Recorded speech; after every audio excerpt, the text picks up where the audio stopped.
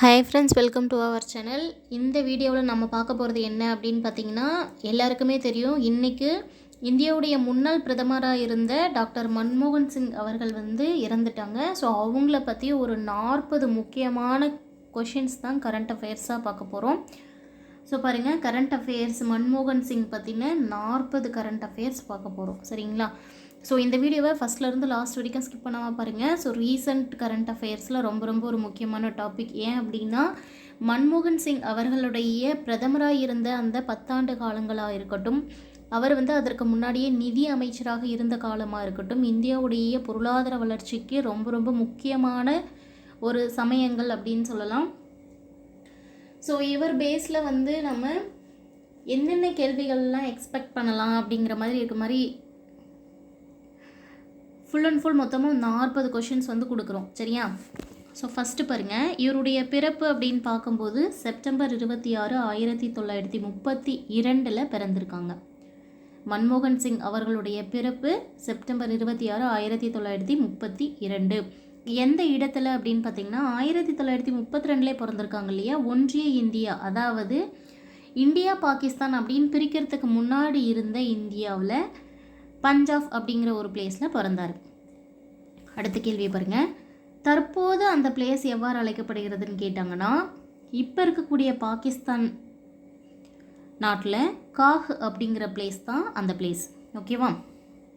4th one பாருங்கள், பொருளாதாரத்தில் இளங்கலை பட்டம் பெற்ற ஆண்டு எது அப்படின்னு பார்த்தீங்கன்னா 1952. 5வது கேள்வி, பொருளாதாரத்தில் முதுகலை பட்டம் பெற்ற ஆண்டு எது? 1954. 6வது கேள்வி, ஆக்ஸ்போர்டில் பொருளாதார முனைவர் பட்டம் பெற்ற ஆண்டு எது? 1962. 7வது கேள்வி, ஐநாவில் வர்த்தக மேம்பாட்டுத் துறையில் பணிபுரிந்த அந்த கால இடைவெளி சரியா? 3 ஆண்டுகள் ஐநா சபையில் வர்த்தக மேம்பாட்டுத் துறையில் பணிபுரிந்திருப்பார். ஸோ அந்த காலம் அப்படின்னு பார்த்திங்கன்னா 1966 1969 வரைக்கும். இங்கே உங்களுக்கு ஒரு கேள்வி என்ன அப்படின்னா, இந்த ஐநா அவையில் வர்த்தக மேம்பாட்டுத் துறையில் பணிபுரிந்தார் இல்லையா, யாருடைய தலைமையின் கீழே பணிபுரிந்தார்? அதாவது மன்மோகன் சிங் அவர்கள் ஐநா அவையில் வர்த்தக மேம்பாட்டுத் துறையில் பணிபுரிந்த இந்த 1966 69 காலகட்டத்தில் யாருடைய தலைமையின் கீழ் பணிபுரிந்தார் அப்படிங்கிறத கமெண்ட் பண்ணுங்கள். 8வது கேள்வி பாருங்கள், வர்த்தக அமைச்சகத்தின் பொருளாதார ஆலோசகராக பணி அமர்த்தப்பட்ட ஆண்டு, அதாவது இந்தியாவுடைய வர்த்தக அமைச்சகத்தில் பொருளாதார ஆலோசகராக பணியமர்த்தப்பட்ட ஆண்டு 1971. 9வது கேள்வி, மத்திய நிதியமைச்சகத்தின் ஆலோசகராக எந்த ஆண்டு பணிபுரிய ஆரம்பித்தார் அப்படின்னு பார்த்தீங்கன்னா, மத்திய நிதி அமைச்சகத்தின் ஆலோசகராக 1972 பணிபுரிந்தார். அடுத்தது, இவர் எந்தெந்த மாதிரியான பல்வேறு பதவிகள் வகித்திருக்காங்க அப்படின்னு பாருங்கள். மத்திய நிதி அமைச்சகத்தில் செயலாளராக ஒர்க் பண்ணியிருக்காங்க. மத்திய நிதி அமைச்சகத்தின் செயலாளர் பதவி. திட்டக்குழு அப்படின்னு பார்க்கும்போது துணை தலைவர் பதவி.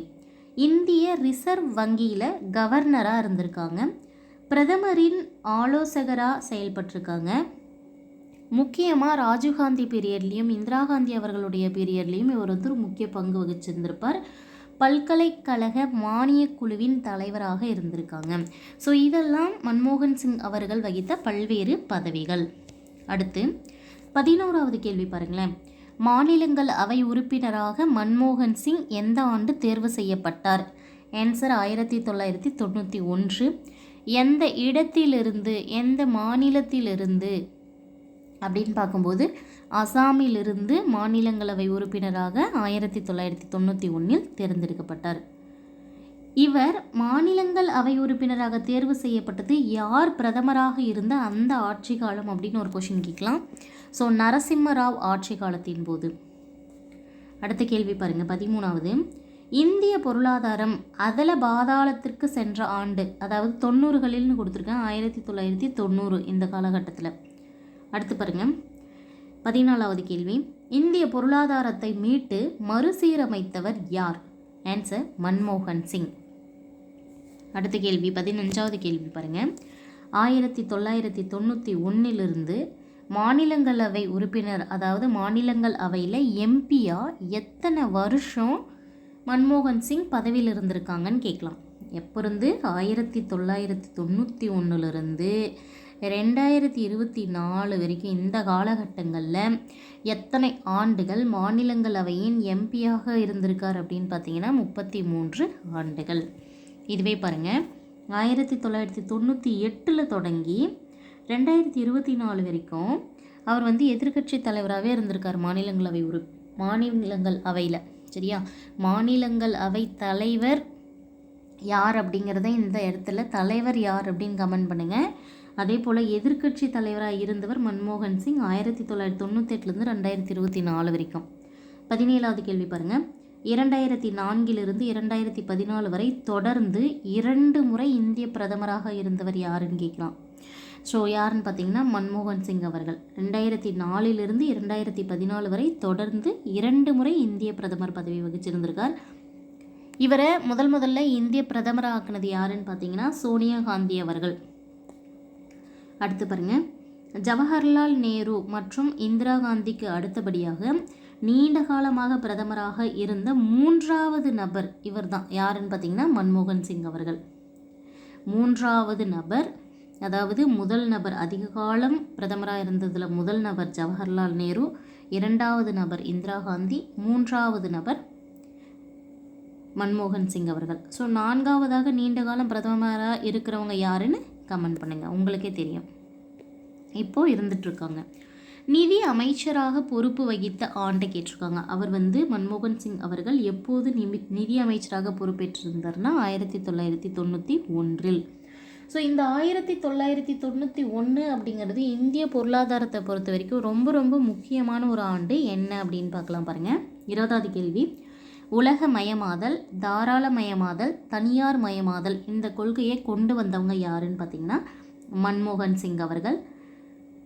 ஆண்டு 1991. இந்த உலகமயமாதல், தாராளமயமாதல், தனியார் மயமாதல் இந்த கொள்கையின் மூலமாக இதை எப்படி சொல்வாங்கன்னா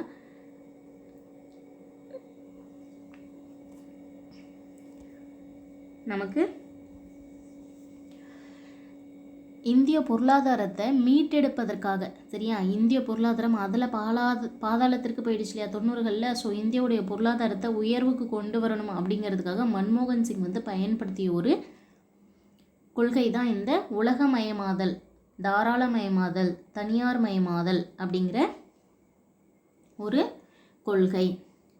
ஸோ அடுத்து பாருங்கள், அணுசக்தி ஒப்பந்தத்தை அமெரிக்காவுடன் செய்தவர். அதாவது இந்த அணுசக்தி ஒப்பந்தத்துக்கு அப்போ நிறைய அப்போஸ் பண்ணுவாங்க, பண்ணக்கூடாதுன்னு சொல்லிட்டு அந்த எதிர்ப்புகள் எல்லாம் மீறி யார் வந்து அணுசக்தி ஒப்பந்தம் செய்து கொண்டார் அப்படின்னு பார்த்தீங்கன்னா மன்மோகன் சிங் அவர்கள்.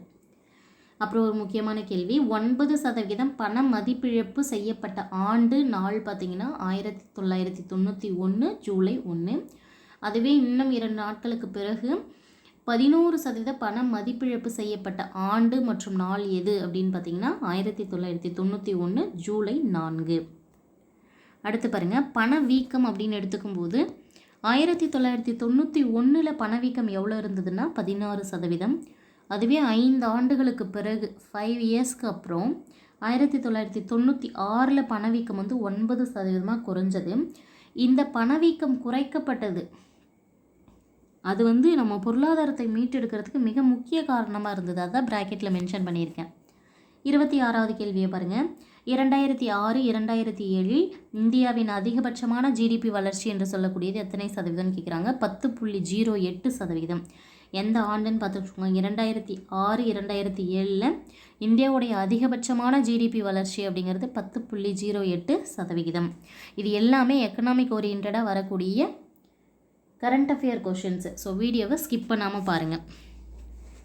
27வது கேள்வி பாருங்கள், 1991-96 இந்த 5 ஆண்டுகளில் பொருளாதாரம் எத்தனை சதவீதம் உயர்ந்தது அப்படின்னு ஒரு கேள்வி கேட்கலாம். 2.5%. ஸோ இந்த பொருளாதார உயர்வு அப்படின்னு ரூபாயில் சொல்லும்போது 1991 127 கோடி ரூபாயாக இருந்த பொருளாதாரம் 1996 340 கோடி ரூபாயாக மாறியது. ஸோ அந்தளவுக்கு இந்த உலகமயமாதல், தாராளமயமாதல், தனியார்மயமாதல் இந்த கொள்கைகளின் மூலமாக இந்தியாவுடைய பொருளாதாரத்தை வந்து உயர்வுக்கு கொண்டு வந்தவர் மன்மோகன் சிங் அவர்கள். 30வது கேள்வி, சிறப்பு பொருளாதார மண்டல சட்டம் கொண்டு வந்தவர் யாருன்னு கேட்டால் மன்மோகன் சிங் தான். முக்கியமான காரணம். சரியா? சிறப்பு பொருளாதார மண்டல சட்டம் கொண்டு வரப்பட்ட ஆண்டு 2005. இதே போல் 100 நாள் வேலை திட்டம்னு சொல்லுவாங்க இல்லையா, அதாவது Mahatma Gandhi national rural employment scheme அப்படின்னு சொல்லிட்டு ஒன்று பார்ப்போம் இல்லையா, அந்த 100 நாள் வேலை திட்டம் கொண்டு வரப்பட்ட ஆண்டு 2005. இதுவும் பார்த்திங்கன்னா மன்மோகன் சிங் அவர்கள் பிரதமராக இருந்த காலத்தில் தான். ரொம்ப ரொம்ப முக்கியமானது ஒன்று. இந்த 100 நாள் வேலை திட்டத்தில் இப்போது ரீசண்டாக இப்போ கரண்ட்டில் இருக்கக்கூடிய வேலை நாட்களுடைய அளவு வந்து அதிகப்படுத்தியிருக்காங்க. எத்தனை நாட்கள்னு கமெண்ட்ஸில் சொல்லுங்கள். சரியா? இந்த 100 நாள் வேலை திட்டம் வந்து இப்போது எத்தனை நாட்கள், அதே போல் அதோடைய சம்பளம், ஒரு நாளைக்கான ஊதியம் எவ்வளவு அப்படிங்கிறத கமெண்ட் பண்ணுங்கள். அடுத்தது பாருங்கள், இவர் வந்து பல்வேறு சட்டங்கள் இயற்றுவதற்கு காரணமாக இருந்திருக்காங்க. ஸோ இவர் பிரதமராக இருந்தபோது இயற்றப்பட்ட மிக முக்கியமான சட்டங்கள் அப்படின்னு பார்க்கும்போது RTI அப்படின்னு சொல்லக்கூடிய தகவல் அறியும் உரிமை சட்டம் 2005 இயற்றியிருந்திருப்பாங்க. அனைவருக்கும் கல்வி சட்டம். சரியா? RTE அப்படின்னு சொல்லக்கூடிய ரைட் டு எஜுகேஷன் அப்படின்னு சொல்லிட்டு ஒரு சட்டம் 2009 கொண்டு வந்திருப்பாங்க. உணவு பாதுகாப்பு சட்டம், அதே போல் லோக்பால் வந்து அறிமுகப்படுத்தப்பட்டது. லோக்பால் சட்டம் அப்படின்னு சொல்ல வேண்டியதில்லை, இந்த இடத்துல லோக்பால் அறிமுகம் அப்படின்னு மாற்றிக்கோங்க. லோக்பால் அறிமுகப்படுத்தப்பட்டது இவருடைய காலத்தில் தான். ஸோ இந்த ரெண்டு உங்களுக்கான கொஷின். உணவு பாதுகாப்பு சட்டம் கொண்டு வரப்பட்ட ஆண்டும் லோக்பால் அறிமுகப்படுத்தப்பட்ட ஆண்டும் எது அப்படிங்கிறத கமெண்ட் பண்ணுங்கள். ஸோ அடுத்து பாருங்கள், விவசாய கல்வி கடன் தள்ளுபடி மற்றும் சந்திராயன் திட்டம். அதாவது இவருடைய காலத்தில் நடந்த மிக முக்கியமான சில நன்மைகள் இன்னும் எக்ஸ்ட்ராவாக மக்களுக்கு கிடைச்சது அப்படின்னு பார்க்கும்போது விவசாய கடன்கள் எல்லாம் தள்ளுபடி செய்யப்பட்டது இவங்க பிரதமராக இருந்த காலத்தில் தான். அதே போல் கல்விக்காக லோன் எடுப்பாங்க இல்லையா பேங்க்கில், அந்த கல்வி கடன் தள்ளுபடி செய்யப்பட்டது. சந்திராயன் திட்டம் இவருடைய காலத்தில் தொடங்கப்பட்டது. சரியா? அடுத்து 34வது கேள்விக்கு போயிடலாம். 10 ஆண்டுகளில் இவர் வந்து எத்தனைக்கும் மேற்பட்ட உரைகள் நிகழ்த்திருக்காங்கன்னா 1000க்கும் மேற்பட்ட உரைகள் நிகழ்த்தியிருக்காங்க. சரியா? ஆரம்ப காலங்களில் இவர் வந்து பார்த்திங்கன்னா பிரதமராக நியமிக்கப்படும் போது, பிரதமராக தேர்வு செய்யப்படும் போது இவரால் வந்து ஒரே ஒரு உரை கூட மக்களவையில் நிகழ்த்த முடியாது அப்படின்னு சொல்லி இவர் மேலே வந்து நிறைய நெகட்டிவ் கமெண்ட்ஸ் வந்துட்டு இருந்தது. அதை எதிர்த்து இந்த 10 ஆண்டு காலங்களிலே கிட்டத்தட்ட 1000க்கும் மேற்பட்ட உரைகள் நிகழ்த்திருப்பாங்க. ஒவ்வொரு கூட்டத்திலையும் இவருடைய உரை வந்து கண்டிப்பாக இடம்பெற்றிருந்திருக்கும்.